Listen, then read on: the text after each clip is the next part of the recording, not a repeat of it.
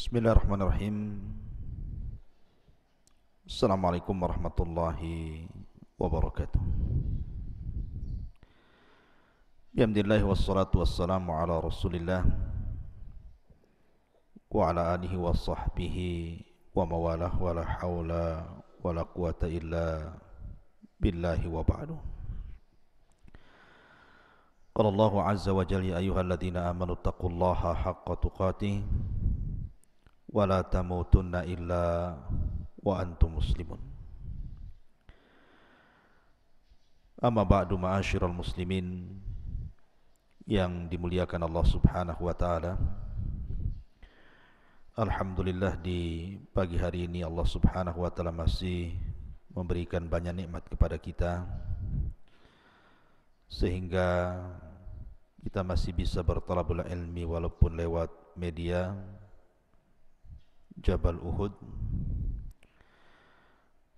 Kemudian salawat dan salam tak lupa kita hadiahkan kepada Rasul kita yang mulia alaihi salatu wassalam. Allahumma salli ala Muhammad wa ala alihi wa sahbihi wa man sara ala nahjihi ila yaumiddin. Ma'asyiral muslimin yang dimuliakan Allah Subhanahu wa taala, pembahasan di pagi hari ini kita akan membahas sebuah kisah yang syarat dengan pelajaran, di mana kisah ini dikeluarkan oleh Imam Al-Bukhari dan juga Muslim dari sahabat Abu Abdurrahman Abdullah ibn Umar ibn Al-Khattab radhiyallahu anhuma. Bagaimana tiga anak muda yang terjerembab dalam sebuah gua dan tidak bisa keluar. Dan tentu kalau seandainya kita alami hal yang sama, seandainya Anda berada di sebuah gua, kemudian lubang gua itu tertutup dan Anda tidak bisa untuk keluar dengan berbagai macam upaya dan usaha, tidak bisa untuk membongkar lubangnya sehingga Anda bisa keluar, tentu kondisinya sangat mencemaskan. Karena bagaimanapun taruhannya antara hidup dan mati. Tetapi Allah Subhanahu wa taala ala kulli syai'in qadir, atas segala sesuatu maha mampu.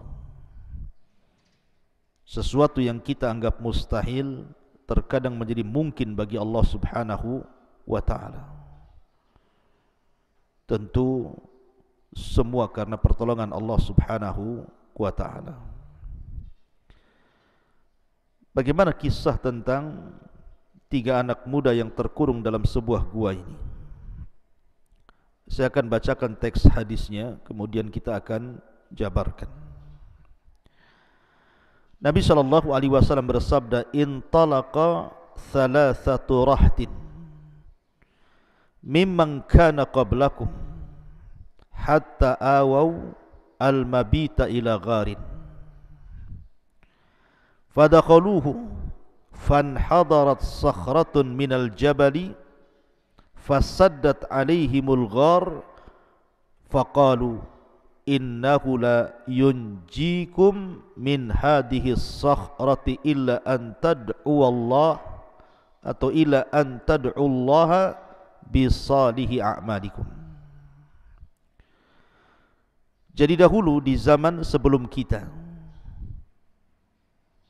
boleh jadi di zaman Bani Israel, ada tiga orang yang melakukan safar atau bepergian, sehingga ketika mereka merasa kelelahan dalam perjalanan, mereka pun kemudian mencari tempat beristirahat, akhirnya menemukan sebuah gua. Masuklah tiga anak muda ini ke dalam gua tersebut. Tiba-tiba kemudian jatuhlah batu yang sangat besar. Bongkahan batu itu jatuh dari gunung, rupanya menutupi pintu gua itu. Mereka sudah berusaha untuk mendorongnya, tapi sia-sia karena besarnya batu itu dan beratnya batu itu. Akhirnya kemudian mereka pun berkata bahwa tidak ada yang dapat menyelamatkan mereka semuanya dari batu besar ini kecuali jika mereka semua berdoa kepada Allah Subhanahu wa taala dengan menyebutkan amal baik mereka. Dari sini ada pelajaran bahwa terkadang doa itu menyingkap sesuatu yang Anda anggap mustahil menjadi mungkin.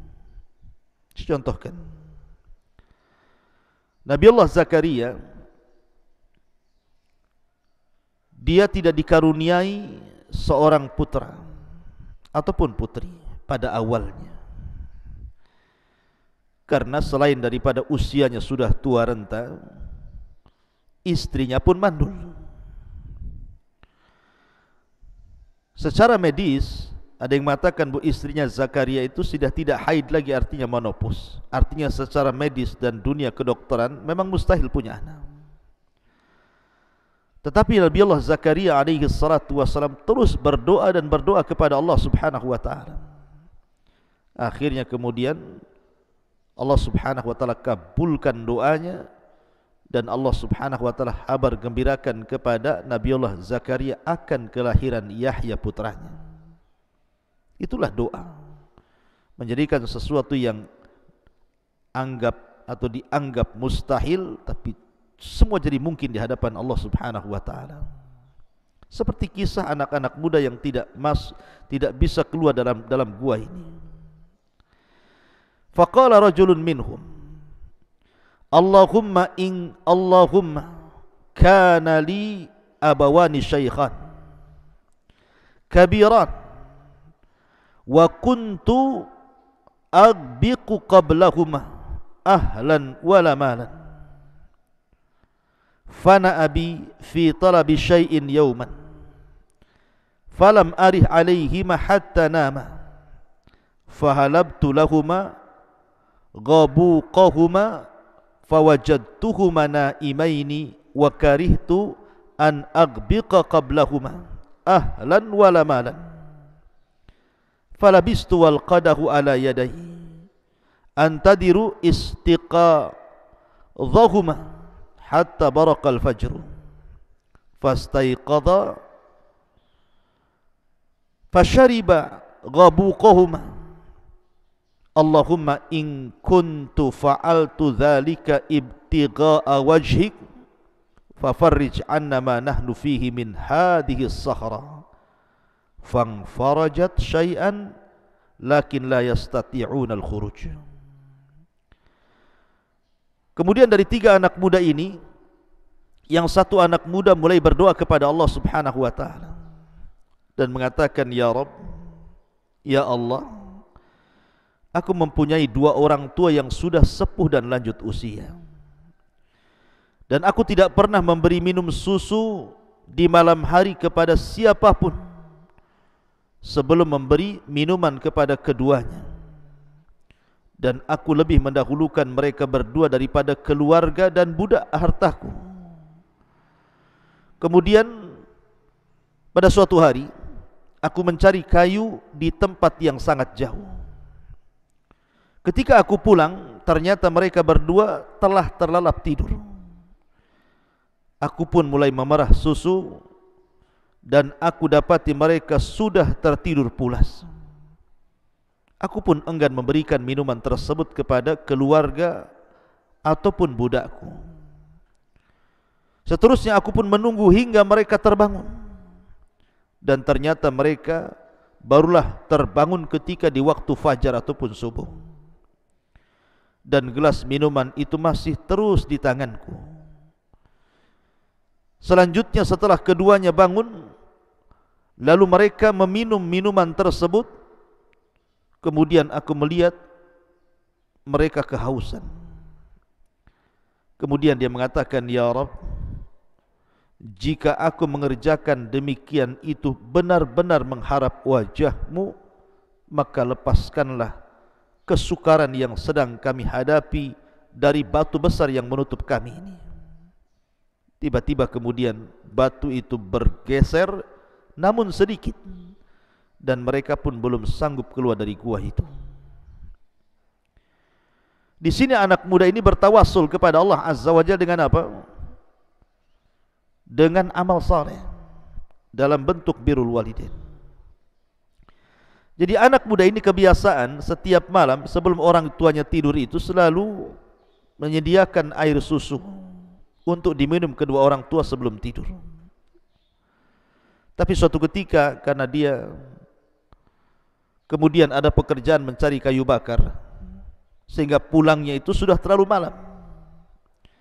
Akhirnya dia memerah susu, kemudian hendak memberi minum kepada orang tuanya, tapi kedua orang tuanya sudah tertidur. Dan dia selalu mendahulukan orang tuanya padahal dia punya anak dan istri. Kemudian dia pun memegang gelas itu, karena dia khawatir kalau seandainya gelas itu ditaruh di sebelahnya atau ditaruh di mana dalam kamar itu, dikhawatirkan orang tuanya tidak tahu atau mungkin tersenggol kemudian jatuh. Maka dipegangnya gelas yang berisi air susu itu menunggu kedua orang tuanya terbangun. Setelah kemudian ditunggunya, rupanya tidak bangun-bangun kecuali sampai waktu subuh. Maka kemudian anak muda ini pun memberi minum kepada kedua orang tua yang sedang kehausan. Maka dia pun melihat ketika kedua orang tuanya sedang minum, dia pun senang. Dan dia mengatakan, "Ya Rabb, sekarang aku dalam kondisi sulit dalam gua ini, tidak bisa keluar. Boleh jadi aku akan mati di sini. Kalau memang berbuat baikku kepada orang tuaku melebihkan kedua orang tuaku dibandingkan anak dan istriku ini sebuah ibadah, mengharap wajahmu ya Rabb, maka lepaskanlah kesulitanku, keluarkan aku dalam gua ini." Tiba-tiba kemudian batu itu bergeser sedikit, tapi juga tidak bisa keluar. Tapi minimalnya sudah ada cahaya masuk, dan batu itu sudah bergeser sedikit, artinya ada harapan mereka akan keluar.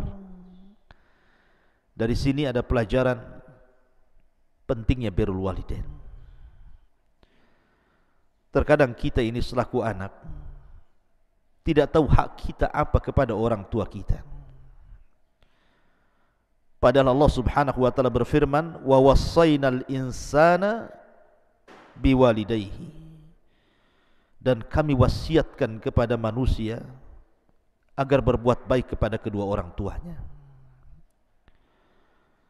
Artinya, kalau seandainya orang tua kita sudah lanjut usia, sudah tua, sudah renta, pandangan pun mulai terbatas, pendengaran pun mulai terbatas, kadang bicaranya kasar, bicaranya kotor, terkadang menjengkelkan, terkadang suka marah-marah, atau terkadang menugaskan kepada kita sesuatu yang terkadang di luar batas kemampuan kita. Maka sebelum kita mengambil sikap untuk tidak mengerjakan perintah orang tua, atau untuk meninggalkan orang tua karena ucapannya yang menyakitkan umpamanya, maka tolong pikirkan ayat ini, bahwa berbuat baik kepada orang tua adalah wasiat Allah Subhanahu wa taala. Dan wasiat Allah Subhanahu wa taala sesuatu yang penting bagi kehidupan kita, karena isinya kemaslahatan dunia kita dan akhirat kita. Karena terkadang anak-anak di zaman sekarang ini mereka tidak paham apa itu birrul walidain. Terkadang mereka melawan. Ketika orang tua bicara, kita putus pula pembicaraan orang tua. Ketika orang tua punya ide, kita gagalkan pula idenya. Ketika orang tua marah-marah, kita pula lebih marah daripada orang tua kita. Ketika orang tua kemudian menjengkelkan, terkadang kita meninggalkannya, bukan menghiburnya. La haula wala quwata illa billah. Coba anda bayangkan, pernah anda menangis ketika orang tua anda terbaring sakit? sebagaimana orang tua kita sangat khawatir dan menangis ketika kita masih kecil.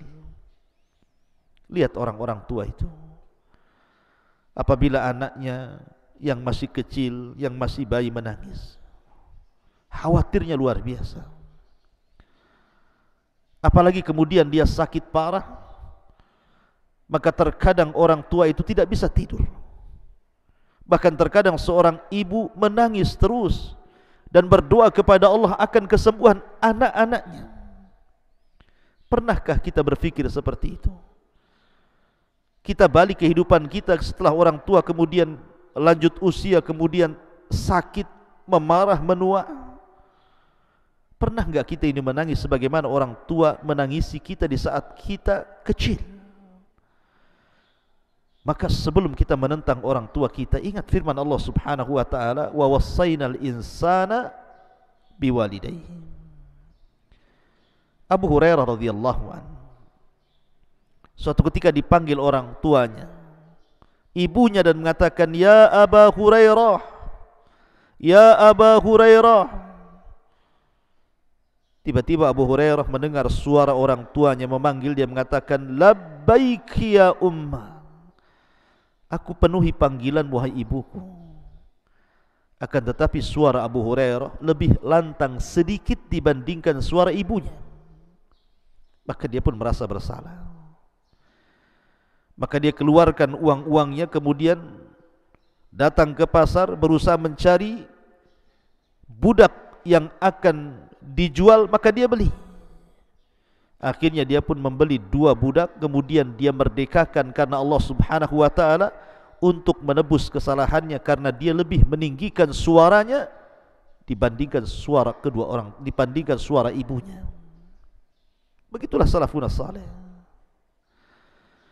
Begitu juga Abdullah bin Mas'ud radhiyallahu anhu,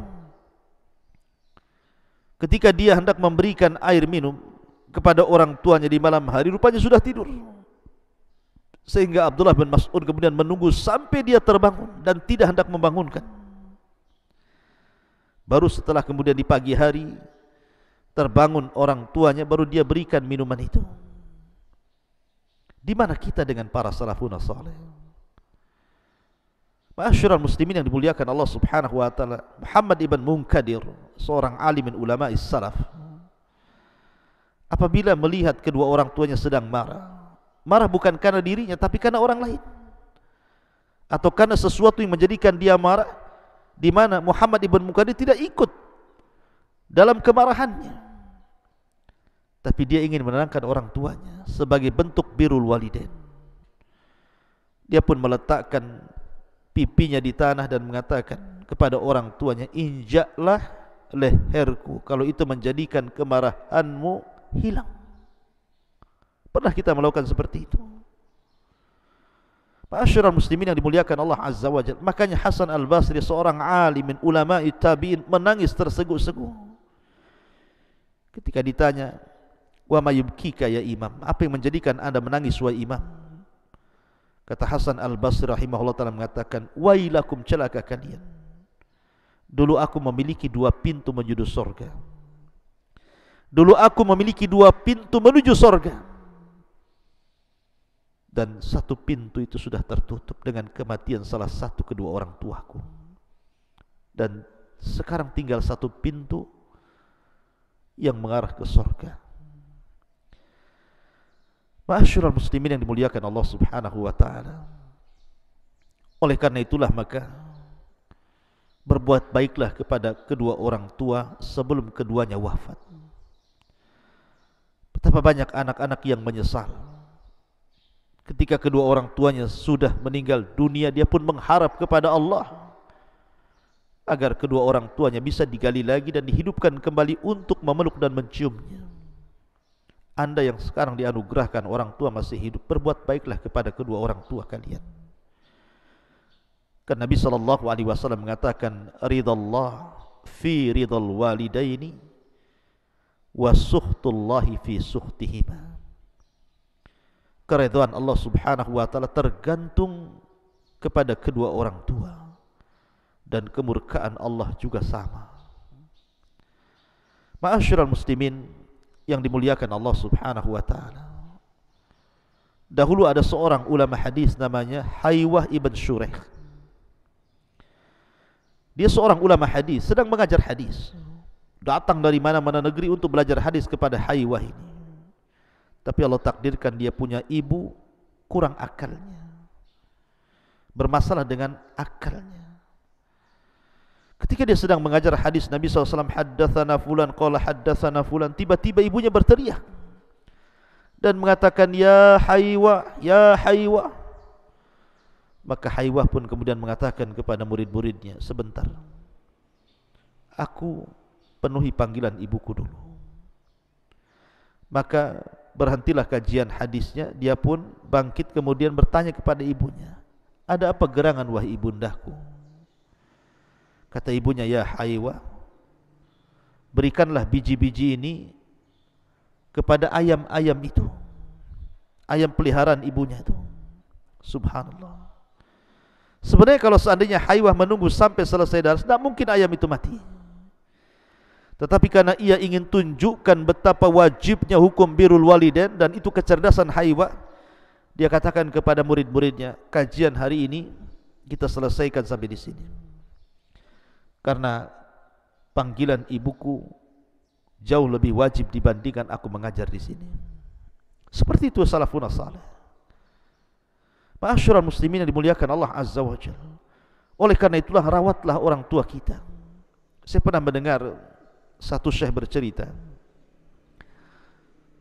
bahwa ada seorang anak. Anak ini sebenarnya cinta dengan kedua orang tuanya. Ketika itu sudah meninggal ibunya dan tinggal ayahnya.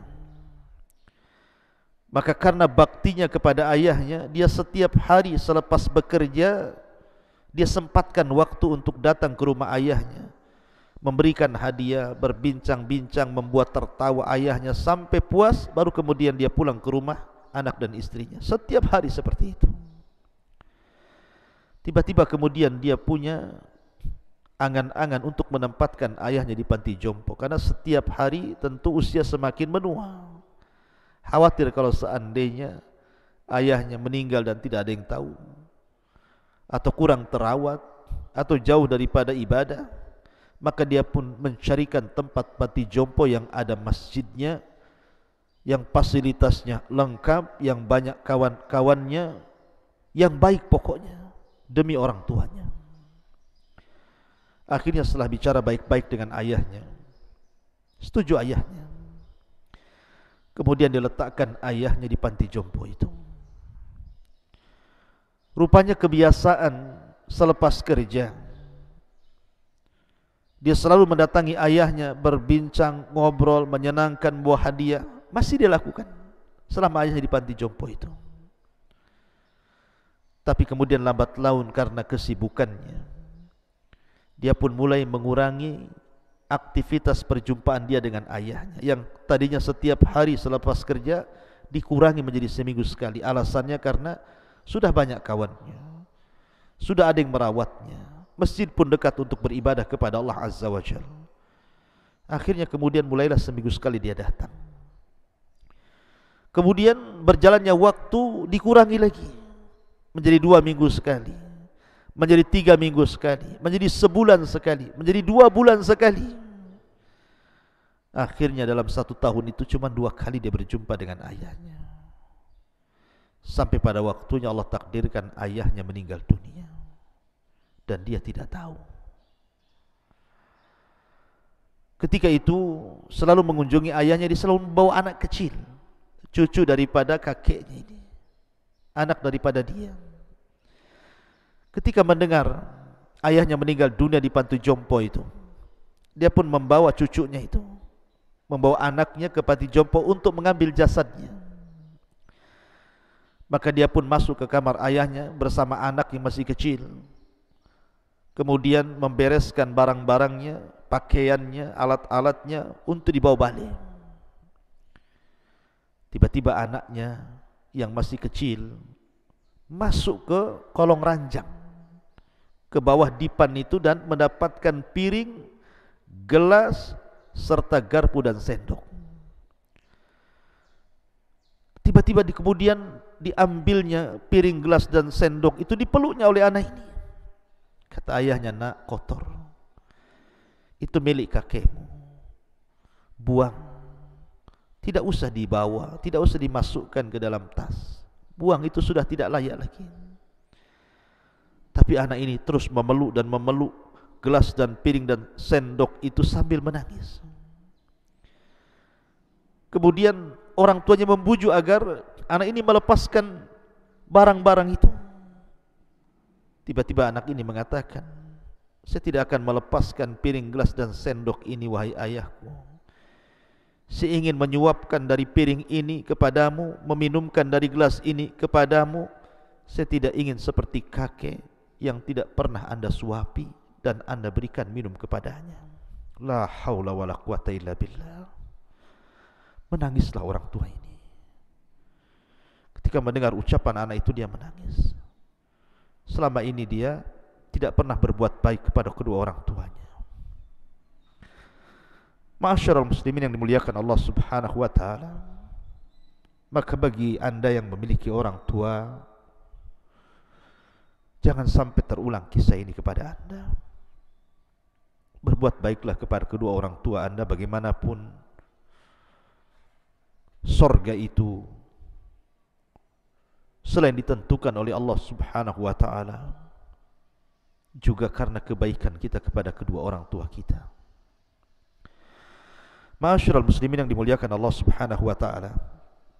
Kemudian Nabi sallallahu alaihi wasallam bersabda lagi. Qala Nabi sallallahu alaihi wasallam, wa qala al-akhar, Allahumma kanat li bintu ammin kanat ahabban nasi ilayha fa aradtuha an nafsiha famtana'at minni hatta alammat biha sanatun minas sinin faja'atni fa'ataituha 20 wa 100 dinar ala an tukhalliya al-wuqu' 'alayha, an tukhalliya baini wa baina nafsiha. Fa fa'alat hatta idza qadartu 'alayha qalat la uhillu laka an tafudda al-khatama illa bihaqqihi. Fataharrajtu min al-wuqu'i 'alayha fansaraftu 'anha wa hiya ahabbun nas ilayya wa taraktu adh-dhahaba alladhi a'taytuha Allahumma in kuntu fa'altu dhalika ibtigha'a wajhik fafruj 'anna ma nahnu fi fanfarajatis sakhratu ghaira annahum la yastati'una al-khuruja minha. Kemudian Nabi sallallahu alaihi wasallam melanjutkan kisah anak muda yang kedua. Kisah anak muda yang kedua ini mengatakan, ya Allah, dulu ada putri pamanku yang aku sangat mencintai dan menyukainya. Aku pun sangat menginginkannya, namun dia selalu menolak cintaku. Hingga berlalunya tahun, kemudian ketika terjadi paceklik hebat dan kelaparan, tiba-tiba dia mendatangi diriku karena sebuah kebutuhan uang. Aku pun memberikan pinjaman 120 dinar. Besar, karena dinar itu emas. Namun pemberian itu dengan syarat ia mau tidur denganku. Akhirnya dia pun mau.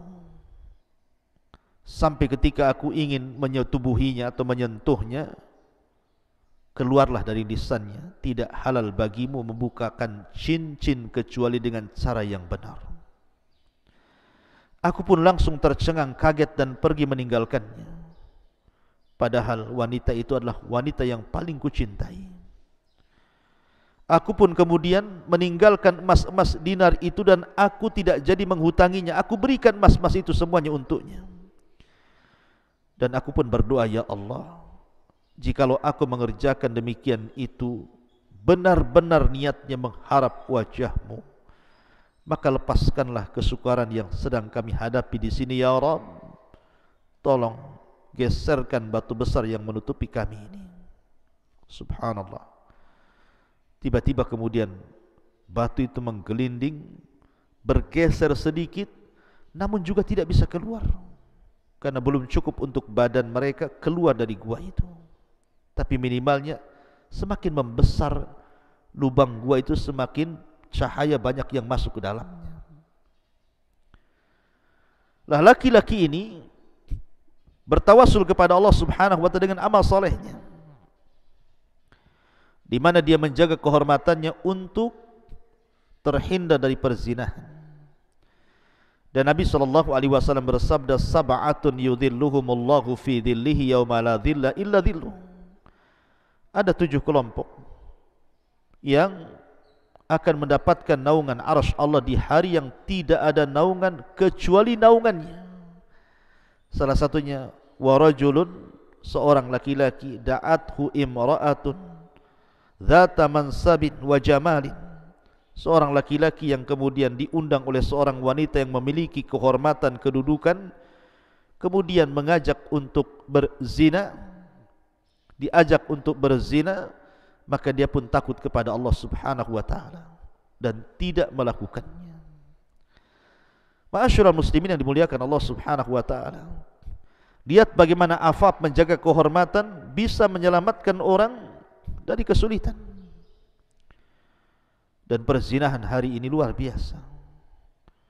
Padahal di zaman jahiliyah, ketika Nabi SAW memberikan catatan dalam ayat Al-Quran, wala tabarrujna tabarrujal jahiliyatil ula, dan jangan tabarruj kalian seperti tabarrujnya orang-orang jahiliyah yang awal-awal.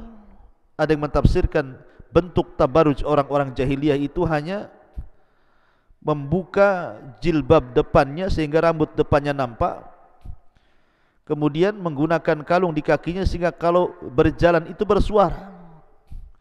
Jadi hanya nampak leher, muka, kemudian rambut depan, kemudian gelang yang ada di kaki. Itu disebut tabarruj jahiliyah. Lihat wanita sekarang.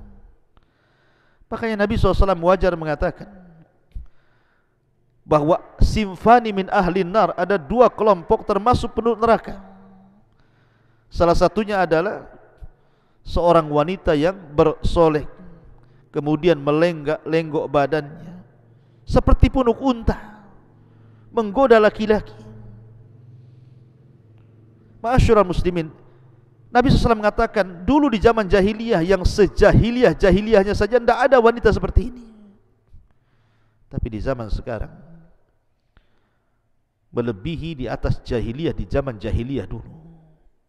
Wanita-wanita sekarang justru menebar fitnah dan godaan kepada laki-laki, sehingga akhirnya terjerumus kepada perzinahan.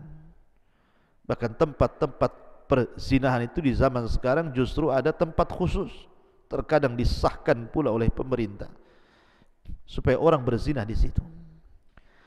Ma'asyiral muslimin yang dimuliakan Allah Subhanahu wa taala, padahal dalam pelajaran dalam kisah anak muda yang kedua ini, dia berusaha untuk keluar dari gua itu, kemudian bertawassul dengan kehormatannya, dan Allah kabulkan. Kemudian yang ketiga, waqala tsalitsu Allahumma inni istajartu ujara fa'ataituhum ajrahum ghaira rajulin wahidin taraka alladhi lahu wa dhahab fasamartu ujrahu hatta kasurat minhul amwal faja'ani ba'da hin faqala ya Abdullah addi ilayya ajri faqultu lahu kullu ma tara min ajrika minal ibili wal baqari wal ghanami wal raqiq faqala ya Abdullah la tastahzi'uni faqultu inni la astahzi'uka ya fulan fa akhadahu kulluhu fastaqahu falam yatruk minhu syai'an. Allahumma in kuntu fa'altu dzalika ibtigha'a wajhik fafruj 'anna ma nahnu fihi fang farajatis sakhratu fa kharaju yamshun. Pemuda yang ketiga mengatakan, ya Allah, aku dulu pernah mempekerjakan beberapa pegawai. Lantas aku memberikan gaji kepada mereka, namun satu orang tertinggal ketika aku hendak memberinya, dia pergi pula dan bertahun-tahun tidak pernah kembali. Sehingga gaji itu kubelikan unta, kubelikan kambing, akhirnya kemudian beranak pinak sampai kujual. Setelah bisa membeli sapi, kubelikan sapi sampai beranak pinak, sampai kubelikan unta beranak pinak, sampai akhirnya lembah penuh dengan unta, sapi dan kambing. Tiba-tiba datanglah pekerja itu setelah bertahun-tahun, puluhan tahun lamanya. Mungkin karena kesulitan, dia butuh duit, dia datang kepada majikan yang lama.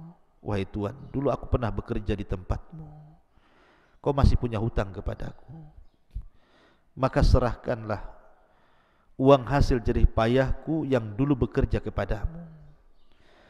Tiba-tiba anak muda yang ketiga mengatakan, itulah kekayaanmu yang ada di lembah itu. Itulah unta, sapi, kambing yang banyak di lembah itu. Itulah upahmu. Kagetlah anak muda ini. Pekerja ini mengatakan, jangan kau mengolok-olok diriku, gajiku tidak sebesar itu. Tetapi anak muda yang ketiga ini mengatakan, tidak. Sewaktu kau pergi gajimu kau kembangkan, sekarang itulah apa yang kau lihat di depan, itulah semua hartamu, ambil semuanya. Akhirnya diambillah semuanya tanpa tersisa sedikit pun. Maka anak muda ini yang ketiga berdoa, ya Allah, jikalau apa yang kulakukan ini betul-betul mengharap wajahmu, tolong geserlah batu yang menutupi pintu gua itu.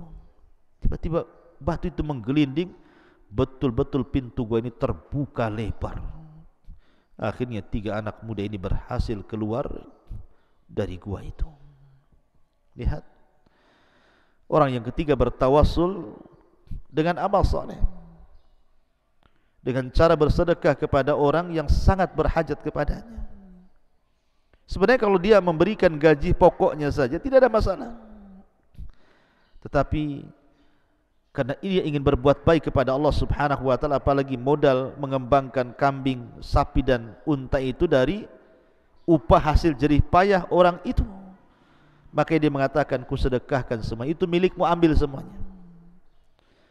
Dan itu dicatat sebagai kebaikan di hadapan Allah Subhanahu wa taala. Ikhwan, akhwat, rahimani wa rahimakumullah. Sekarang pikirkan, kalau seandainya saya, Anda adalah orang yang keempat dalam gua itu. Seandainya kita adalah orang yang keempat, kelima, keenam yang terdapat dalam gua itu dan tidak bisa keluar, kira-kira Anda akan bertawassul dengan apa? Kira-kira Anda akan bertawassul dengan amal soleh apa? Oleh karena itulah ikhwatu fiddin muliakan Allah Azza wa Jalla, pentingnya kita ini mengumpulkan kebaikan. Makanya Nabi SAW mengatakan, la tahkiranna minal ma'rufi syai'a, jangan remehkan sekecil apapun kebaikan. Terkadang kebaikan yang kecil ini bisa membukakan pintu surga bagi kita. Dahulu ada seorang wanita namanya Zubaidah, istri daripada Harun Ar-Rasyid rahimahullahu ta'ala. Suatu ketika Zubaidah dan suaminya Khalifah Harun Ar-Rasyid ini berangkat haji ke Mekah. Ketika dia melihat jemaah haji di Mekah ini, karena waktu itu kan berbeda, pengairan air Zam-Zam tidak sebagaimana sekarang, di mana-mana ada air Zam-Zam, haus saja tinggal minum. Tapi di zaman itu kan sulit, banyak orang mati karena kehausan. Betul-betul ibadah haji itu ibadah yang sangat sulit sekali, lelah, letih, lapar, haus, sehingga banyak orang yang meninggal karena kehausan ketika melaksanakan ibadah haji itu. Akhirnya Zubaidah pun berinisiatif untuk membuat mata air yang terbentang dari Mina sampai ke Arafah. Dia minta izin kepada suaminya untuk mengeluarkan dari hartanya. Kalau sekarang ini triliunan mungkin jumlahnya. Dibuatlah mata-mata air untuk memberikan minum jemaah haji. yang disebut dengan Ainu Zubaidah, mata airnya Zubaidah. Dan sampai hari ini masih ada bekas-bekasnya. Sehingga akhirnya jemaah haji yang tadinya sering kehausan sudah tidak kehausan lagi karena bisa minum dari mata airnya yang dibangun oleh Zubaidah yang terbentang dari Mina sampai ke Arafah. Bayangkan di zaman Bani Israel ada seorang wanita pelacur memberi minum anjing, masuk surga karena keikhlasannya. Ini Zubaidah tidak memberi minum anjing, memberi minum manusia dan yang sedang ibadah haji. Secara logika Zubaidah banyak kebaikan. Akhirnya sebelum wafat Zubaidah bermimpi. Dalam mimpinya dipanggil oleh Allah Subhanahu wa taala. Sehingga Allah Subhanahu wa taala kemudian mengampuni dosa-dosanya. Kemudian setelah itu dia ditanya, "Ma fa'alallahu biki ya Zubaidah?" Apa yang Allah lakukan kepadamu wahai Zubaidah? Maka Zubaidah mengatakan, "Ghafarali Rabbi." Allah sudah mengampuni dosa-dosaku. Maka dikatakan kepada Zubaidah, "Abi ainin amiltiha ya Zubaidah?" Apakah Allah mengampuni dosa-dosamu gara-gara engkau membuat mata-mata air, kemudian jemaah haji bisa minum dari mata air itu? Kata Zubaidah, "Al-ainu wa mal-ain." Mata air bukan. Bukan itu yang menjadikan Allah ampuni dosa-dosaku. Kemudian dikatakan, lalu apa alasannya Allah mengampuni dosa-dosamu? Lihat bagaimana jawaban Zubaidah, dia mengatakan, "Ghafara li Rabbi bi raq'ataini fi jawfil laili uhafidhu alaihima." Allah mengampuni dosa-dosaku karena aku selalu menjaga 2 rakaat solat di tengah malam dan aku rutinkan sampai aku wafat. Lihat, terkadang orang memandang amalan besar, berinfak dengan triliunan, dipandang oleh manusia, oh mungkin ini amal soleh dia. Rupanya yang menjadikan Zubaidah Allah ampun dosanya amalan yang manusia tidak tahu, yang semua orang bisa melakukannya, si miskin, si kaya, orang tua, orang muda, semua bisa melakukannya. 2 rakaat salat, siapa yang tidak bisa melakukan? Bisa semua melakukannya, karena salat tidak harus berdiri, yang sakit bisa duduk, bisa baring. Tapi rupanya amalan itu pula yang menjadikan Zubaidah masuk surga. Oleh karena itulah maka jangan remehkan sekecil apapun kebaikan. Kalau Allah Subhanahu wa taala berikan kesempatan Anda berbuat baik, segera berbuat baik. Anda berjalan di jalan, tiba-tiba ada sesuatu yang bisa menyakiti kaum muslimin, membahayakan kendaraan kaum muslimin, apa salahnya Anda ambil? Anda bisa melakukannya kan? Kalau tetangga umpamanya meminta bantuan, Anda punya kendaraan ingin diantar ke rumah sakit karena dia sedang berhajat, dan Anda ada waktu dan kesempatan, kenapa Anda tidak bantu? Ma'asyiral muslimin yang dimuliakan, banyak amalan saleh yang bisa kita lakukan. Karena dengan amalan-amalan itulah ta'arraf ilallah firraha ya'rifka fisyiddah. Kenali Allah di waktu Anda senang, maka Allah akan kenal Anda di waktu Anda susah. Subhanakallah bihamdika, asyhadu an la ilaha illa anta astaghfiruka wa atubu ilaik. Allahu ta'ala. Assalamualaikum warahmatullahi wabarakatuh.